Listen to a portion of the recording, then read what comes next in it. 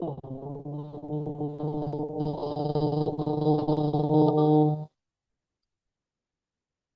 శాంతి. ఓం ఓం శాంతి. ఓం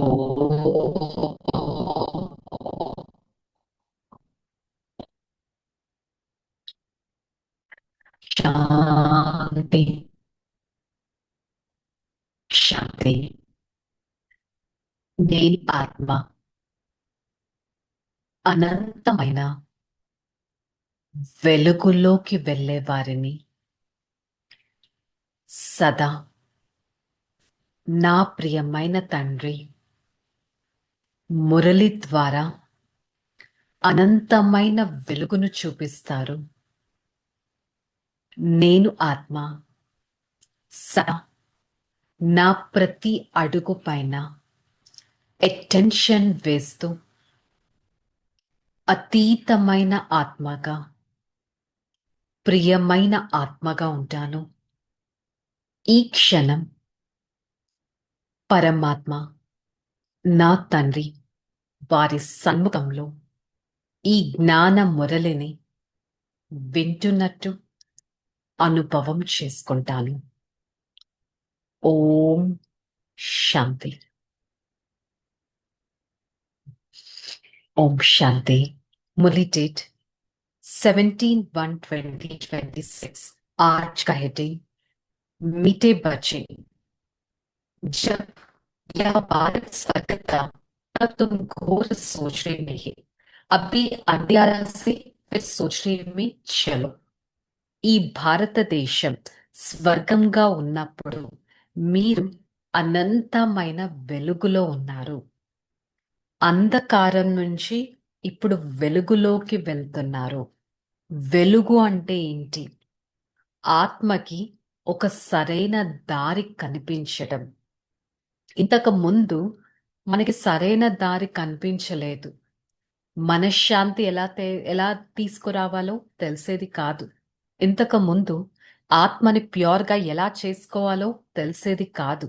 ఏం కష్టపడినా నాకు టెంపరరీ హ్యాపీనెస్ దొరికింది, పర్మనెంట్ హ్యాపీనెస్ దొరకలేదు. కానీ ఈ ఆత్మని, నా ఈ సోల్ని పవిత్రంగా చేసుకోవడం తెలిసింది, ఉన్నతంగా చేసుకోవడం తెలిసింది, శాంతంగా చేసుకోవడం తెలిసింది, సతో ప్రధానంగా చేసుకోవడం తెలిసింది, ఒక ఎలివేటెడ్ పర్సనాలిటీగా చేసుకోవడం తెలిసింది, ఒక హయ్యెస్ట్ స్టాండర్డ్స్లో ఎలా జీవించగలనో ఇప్పుడు తెలిసింది. దీన్నే అంటారు ఆత్మకి కలిగిన వెలుగు. ఒక లైట్నెస్ లోకి వచ్చాను. మరి ప్రతిరోజు ఈ లైట్ ని నేను చాలా డెవలప్ చేసుకోగలను, ఇంకా బ్రైట్ చేసుకోగలను. ఎలా అది పాసిబుల్?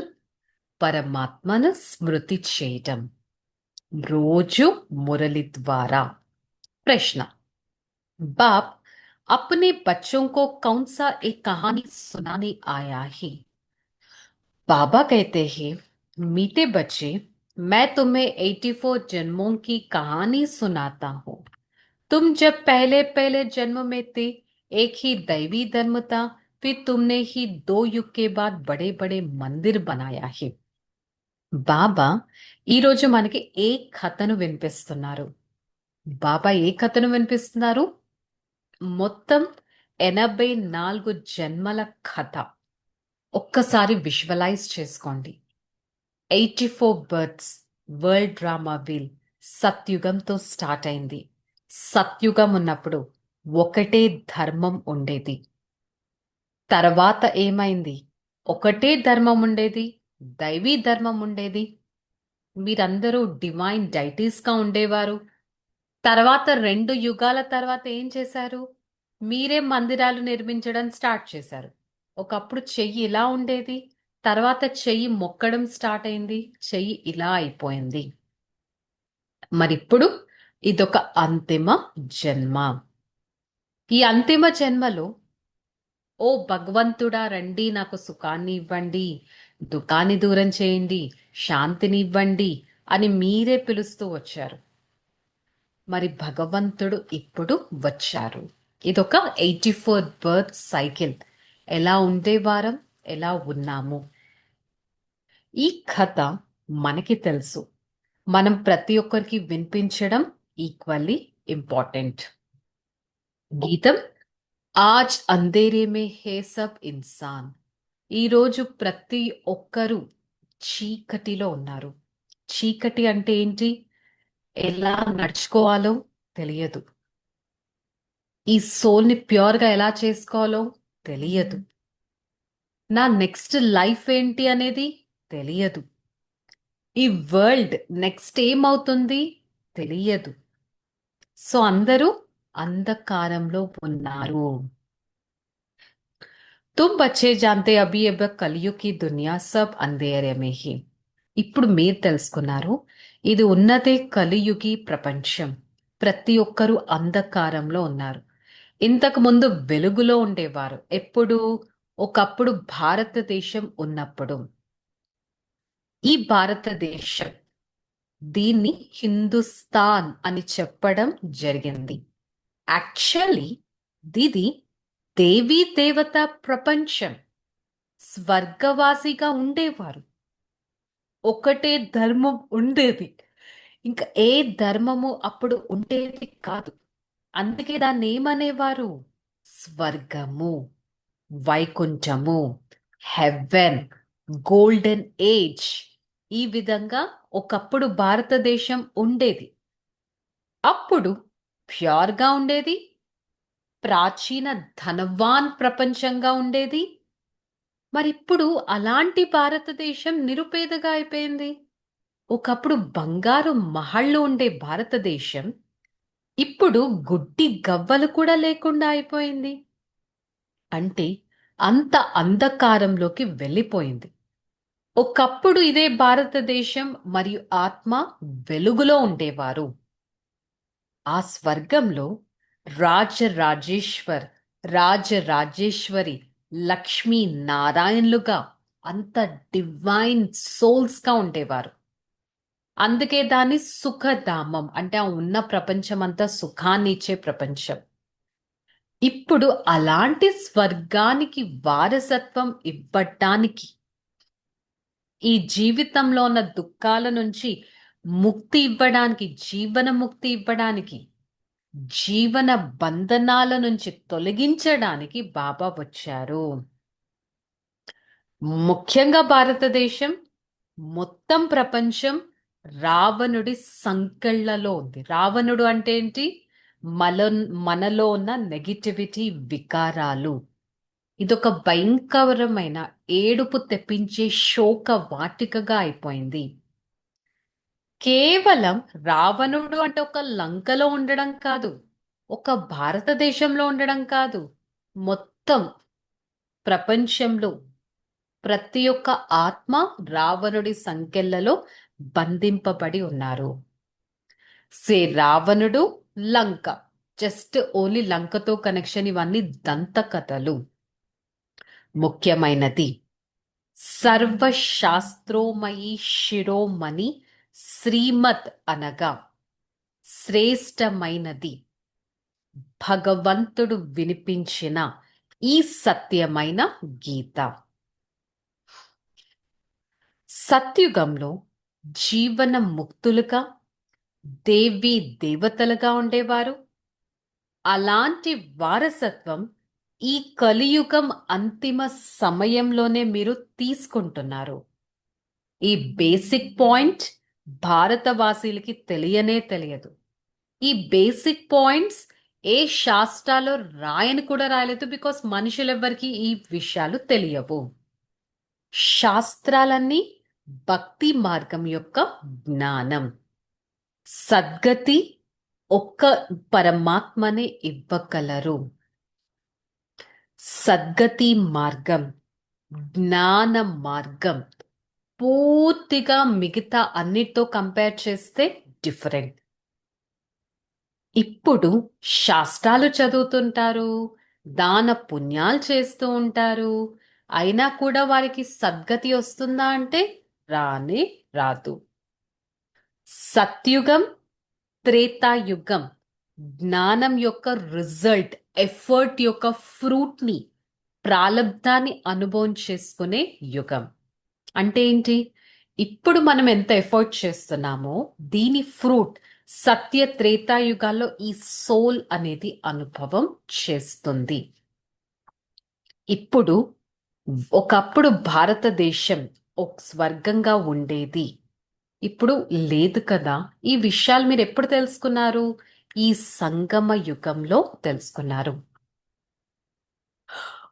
భారత వాసులే దుఃఖంగా ఉండిపోయారు, అనంతమైన నరక వాసిగా ఉండిపోయారు. అందుకే పిలిచారు, ఓ పతిత పావన రండి, ఓ దుఃఖాన్ని హరించి సుఖాన్ని ఇచ్చే దాత రండి అని పిలిచారు. ఇదే భారతదేశంలో పంచ వికారాలు ఉండేవి. ఇదే భారతదేశంలో పతిత పావనుడైన పరమాత్మ వచ్చారు. సో ఈ భారతదేశానికి అంతటి మహిమ ఉంది. స్వర్గం యొక్క సద్గతి దాత ఒక్క పరమాత్మ మనందరినీ ఉద్ధరించడానికి వచ్చారు, పావనంగా చేయడానికి వచ్చారు. ఈ పతిత అసత్యమైన ఖండాన్ని పావన సత్యమైన ఖండంగా తయారు చేయడానికి వచ్చారు. ఈ కలియుగం యొక్క ఆయుష్ 5,000 సంవత్సరాలు అనేది ఇప్పుడు మనం తెలుసుకున్నాం. అంతేకాని మనుషులు చెప్పినట్టు కలియుగం ఇంకా బాల్యతనంలోనే ఉంది. మనిషి 84 లక్షల జన్మలు తీసుకుంటారు, ఇంపాసిబుల్. ఒక సోల్ 84 లాక్స్ బర్త్స్ అనేవి తీసుకోవడం ఇంపాసిబుల్. మనుషులు కుక్క, పిల్లి, ఆవు, ఎద్దు రకరకాలుగా జన్మలు తీసుకుంటారంటారు, ఇంపాసిబుల్. మనిషి మనిషి జన్మే తీసుకుంటుంది కదా. మామిడి విత్తనం వేస్తే మామిడి చెట్టే వస్తుంది. సో మనిషి ఆత్మ మనిషి జన్మే తీసుకుంటుంది. ఇవన్నీ దంతకరలు. డ్రామా ప్లాన్ అనుసారంగా ఇవన్నీ ఇంతకు ముందు కూడా ఉన్నాయి, ఇప్పుడు మళ్ళీ ఉంటున్నాయి. Nothing new. బాబా ఈ సంగమ యుగంలో ఇదే భారతదేశాన్ని దుఃఖధామం నుంచి సుఖధామంగా తయారు చేస్తారు. 84 జన్మల కథను మనకి వినిపిస్తారు. ఒకప్పుడు దేవీ దేవతలు ఎంత ధనవంతులుగా ఉండేవారు, ఎవర్ హ్యాపీగా ఉండేవారు, ఎవర్ హెల్దీగా ఉండేవారు, ఎవర్ వెల్దీగా ఉండేవారు. కానీ ఇప్పుడు ఎవరన్నా ఎవర్ హ్యాపీగా ఉన్నారా, ఎవర్ హెల్దీగా ఉన్నారా, ఎవర్ వెల్దీగా ఉన్నారా? లేరు. ఒకప్పుడు అలా ఉండేవారు. అదే భారతదేశంలో ఉన్న దేవీ దేవతలు ఎంతో ఎవర్ హ్యాపీగా ఉండేవారు. 2 యుగాల తర్వాత ఏం చేశారు? ఇన్ని పెద్ద పెద్ద మందిరాలను నిర్మించారు. సోమనాథ మందిరాన్ని నిర్మించారు. ఒకే మందిరం కాదది. మరి ఏమైంది? ఆ సోమనాథ మందిరం మహమ్మద్ గజని వెళ్ళి మొత్తం దోచుకొని వెళ్ళిపోయారు. ఒకప్పుడు సర్వగుణాలతో సంపన్నంగా 16 కళలతో సంపూర్ణంగా మహారాజా మహారాణిగా ఉండేవారు. భగవాన్ భగవతిగా ఉండేవాళ్ళు. కానీ ఇప్పుడు ఎలా అయిపోయారు? ఒకప్పుడు హే ఈశ్వరా, హే ప్రభు అని అంటూ ఉండేవారు. తర్వాత ఏమైంది? అదే ఈశ్వరుణ్ణి రాయి రాయిలో ఉన్నారు, కోన కోనలో ఉన్నారు, నీలో ఉన్నారు, నాలో ఉన్నారని పిలవడం మొదలు పెట్టారు. సో ఇప్పుడు మీరు తెలుసుకున్నారు, మనం యుద్ధ మైదానంలో ఉన్నాము. సత్యుగం యొక్క ఆయుష్ కూడా ఎక్కువగా చేసేశారు, మిగతా యుగాల ఆయుష్ కూడా ఎక్కువగా చేసేశారు. సో సద్గతి ఎలా దొరుకుతుందో ఎవ్వరికీ తెలియదు. సద్గతి దాత ఎవరు, పతిత పావనుడు ఎవరు, ఈ విషయాలు కూడా ఎవ్వరికీ తెలియదు. సో వీటన్నిటి మీద బాబా మనకి క్లారిటీ ఇస్తున్నారు. ఒకప్పుడు భక్తి మార్గం ఉండేది, బాగా పూజ చేసేవారు, ఎవరి బయోగ్రఫీ తెలియకుండా పూజ చేసేవారు, శివ జయంతిని జరుపుకున్నారు.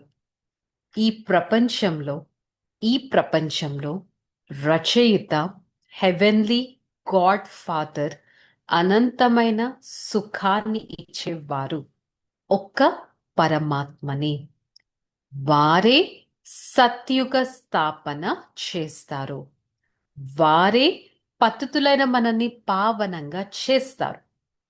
అర్ధకల్పం మనం వారిని స్మరించాం, కానీ ఇప్పుడు వారి గురించి మనం మర్చిపోతూ ఉన్నాం. మరి నేను ఆత్మ పరమాత్మ చెప్పిన ఈ జ్ఞానాన్ని ఎంత ధారణ చేసి పుణ్య ఆత్మగా, పవిత్ర ఆత్మగా అవుతున్నాను అనేది చెక్ చేసుకోవడం చాలా ఇంపార్టెంట్. धारणा आत्मा से बुरे संस्कारों को निकालने के लिए देही अभिमानी रहने का अभ्यास करना यह अंतिम 84 वंश का जन्म है, वानप्रस्थ अवस्था है। इसलिए पुण्य आत्मा बनने की मेहनत करनी है. ఆత్మలో ఉన్న పాత సంస్కారాలను తొలగించడానికి ఆత్మ అభిమానిగా అయ్యే అభ్యాసం చేయాలి. ఆత్మలో ఉన్న పాత సంస్కారాలను తొలగించడానికి సోల్ కాన్షియస్ గా ఉండే అభ్యాసం చేయాలి. ఇది అంతిమ 84వ జన్మ. నేను ఆత్మ వాణి సౌండ్ నుంచి అతీతంగా వెళ్ళే వానప్రస్థ అవస్థలో ఉన్నాను. బయట రిటైర్మెంట్ అయ్యాకే సూపర్ అన్యుయేట్ ఏజ్ అని అంటారు. ఒక్కసారి సూపర్ అన్యుయేషన్ వచ్చాక ఈ ప్రపంచం నుంచి డిటాచ్డ్ గా అయిపోయి భక్తి చేసుకుంటూ ఒక స్లో లైఫ్ ని వారు జీవిస్తారు. పరమాత్మ చెప్తున్నారు, మన నెక్స్ట్ సెకండ్ ఎలా ఉంటుందో మనకు తెలియదు. సూపర్ అన్యుయేషన్ అనేది ఈ మనిషి యొక్క ఏజ్ తో కాదు, ప్రపంచం ఏజే సూపర్ అన్యుయేటెడ్ గా అయిపోయింది. సో అనుక్షణం నేను ప్రస్థిని వాణి నుంచి అతీతమైన స్థితిలో ఉండాలి. ఈ విధంగా అభ్యాసం చేసే పుణ్య ఆత్మగా ఉండే శ్రమ చేయడం చాలా ఇంపార్టెంట్. देह के सब संबंधों को छोड़ एक बाबा को राजाई को याद करना है. దేహపు అన్ని సంబంధాలను వదిలేసి ఒక్క బాబాని, రాజ్యాన్ని స్మృతి చేయాలి. బీజం మరియు వృక్షం యొక్క జ్ఞానాన్ని స్మరిస్తూ సదా హర్షితంగా ఉండాలి. వృక్షం అంటే ఏంటి? మనుష్య సృష్టి రూపి వృక్షం. దాని వ్రేళ్ల నుంచి చెట్టు ఎలా పైకొస్తుంది, కొమ్మలు, రెమ్మలు, ఆకులు ఎలా వస్తాయి, ఇప్పుడు ఆ వృక్షం ఎంత పెద్దగా అయింది, ఆ వృక్షాన్ని నిర్మించింది ఎవరు, నేను ఎక్కడి నుంచి ఎక్కడికి వచ్చాను, ఇవన్నీ మీరు తెలుసుకుంటే సదా హర్షితంగా ఉంటారు. ఇవాళ చెప్పారు కదా, ever wealthy, ever happy, ever healthy దేవీ దేవతలే ఉండేవారు. మరి మీరు మళ్ళీ అలా తయారవుతున్నారంటే ఎంత హ్యాపీనెస్ అనేది మీ లైఫ్లో ఉండాలి. वरदानम उपराम और एवर रेडी बन बुद्धि द्वारा अशरीरीपन का अभ्यास करने वाले सर्व कलाओं से संपन्न भवा. ఉపరామ స్థితి మరియు ఎవర్ రెడీగా ఉంటూ, ఉపరామ స్థితి ఒక డిటాచ్ స్టేజ్. ఏ విధంగా సర్కస్ కళలు చూపిస్తారు, ఎన్ని యాక్టివిటీస్ చేస్తూ ఉంటారు, వారు శరీరం నుంచి డిటాచ్డ్గా అయ్యి, అంటే ఏంటి, ఒక తీగ పైన నడుస్తున్నట్టు ఆ శరీరం నుంచి డిటాచ్డ్గా ఉండి నడుస్తున్నట్టు చూపిస్తారు. ఆ శరీరాన్ని ఎలా మోల్డ్ చేస్తారు, ఎంత బాగా సర్కస్ చేస్తూ ఉంటారు. సో అలాగే మీరు కూడా ఎప్పుడు కావాలంటే అప్పుడు, ఏ సమయంలో, ఏ స్థానంలో కావాలంటే ఆ స్థానంలో ఈ బుద్ధిని మోల్డ్ చేసుకోగలగాలి. ఒక్క కళ నుంచి 16 కళల సంపూర్ణులుగా మీరు ఇప్పుడు తయారవుతున్నారు. దీనికోసం మన స్థితి ఉపరామంగా రిలాక్స్డ్గా ఉండాలి, ఎవర్ రెడీగా ఉండాలి, ఆర్డర్ ప్రమాణంగా ప్రతి సెకండ్లో అశరీరిగా అయ్యే అభ్యాసం చేయాలి. स्लोगन सरलता और सहनशीलता का गुण को धारण करने वाले ही सच्चे स्नेही और सहयोगी है సరళత సహనశీలత గుణాన్ని ధారణ చేసేవారే సత్యమైన స్నేహి మరియు సహయోగి ఆత్మలు. సో ఈ రోజు మురళిలో ఒక్కసారి రీక్యాప్ చేసుకుంటే మనకు ఒక కథ వినిపించారు. సత్యుగం ఎలా ఉండేది, ఇప్పుడు ఎలా ఉంది, అప్పుడు ఎలా ఉండేవాళ్ళం, ఇప్పుడు ఎలా ఉన్నాం, ఇవన్నీ మనం తలుచుకుంటే సదా హర్షితంగా ఉండగలగాలి. సో ఇదే మనం మురళి యొక్క హోంవర్క్ తీసుకుందాం. I am an ever happy soul. Okay, చలో రిలాక్స్. ఓం శాంతి.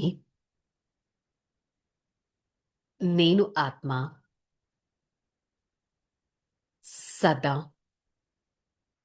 నిశ్చింత చక్రవర్తిగా ఉండేవారిని. సరళమైన ఆత్మను, సతో ప్రధాన ఆత్మను, ఎంతో సంతోషకరమైన ఆత్మను నా ఈ లైఫ్లో ప్రతి పరిస్థితిలో ప్రతి క్షణంలో నేను సంతోషాన్ని వదిలిపెట్టకుండా నా ఈ శరీరంలో ప్రతి అవయవాన్ని శీతలంగా చేసుకుంటూ ఎలాంటి అపవిత్రమైన కార్యాలు చేయకుండా సదా పరమాత్మ ప్రియ ఆత్మగా ఉండటానికి ప్రయత్నిస్తాను.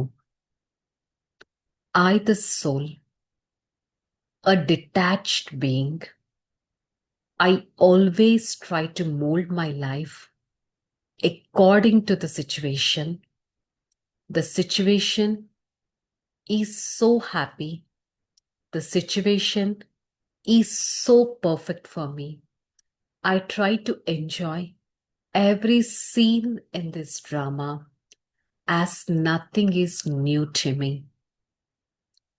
I reduce to react according to the situation as everything is prefixed. For the next few seconds, I visualize myself as a point of light, a powerful angel flying in this world. Try to maintain a detached stage from this body. This is the stage which makes me to be away from the responsibilities, as my father takes my own responsibilities.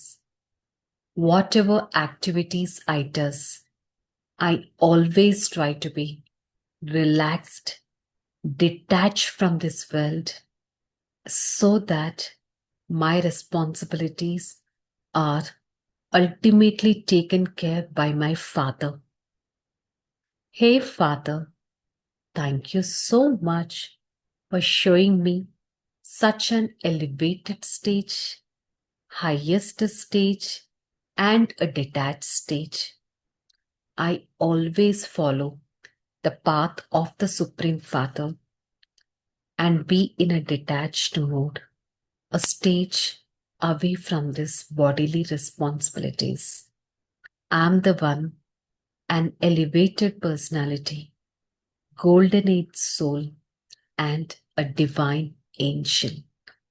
Om Shanti, Shanti, Shanti. I, the soul, experience the highest and a powerful stage from the Supreme Father. Receive powerful vibrations from my Father. Spread such vibrations to every part of this body and maintain a relaxed and a divine stage. Om Shanti, Shanti, Shanti.